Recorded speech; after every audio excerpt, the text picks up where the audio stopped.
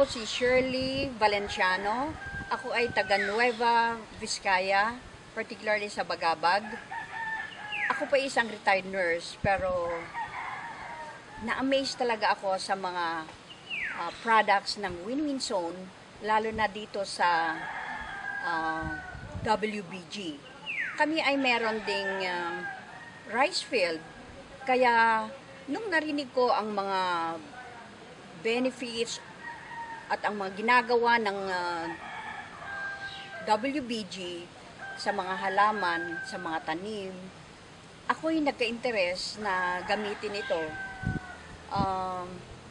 Una, naglagay kami ng WBG sa palayan two times.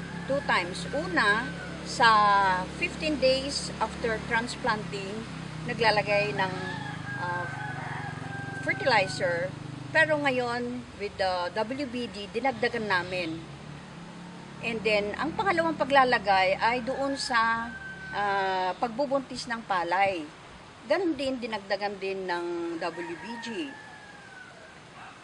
Alam mo, na-amaze ako sa yield ng palay nito dahil kahit hindi ko nagamit o kahit hindi namin linagay yung tamang recommended dosage, which is 3 to 5 kilos. Ang nailagay lang namin ay mga less than 3 kilos. Na-amaze ako sa produce nito. Dahil previously, noong hindi kami gumagamit ng WBG, ang mga yield lang ng isang hectare ay 50 to 60 kabans. Pero noong nag-harvest kami after using this WBG, nag-yield kami ng 99 kabans. Napakaganda talaga itong effect ng WBG dahil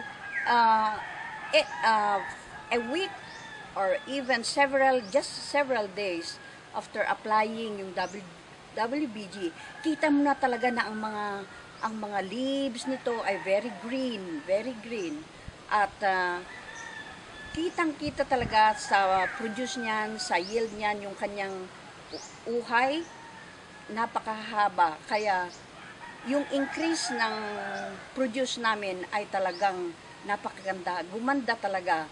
So, ini-encourage ko na lahat ng mga farmers, lalo na sa amin dahil nagko-complain na ng mababang produce, to use this WBG. Maraming salamat sa Win-Win Zone na nag-introduce nitong WBG.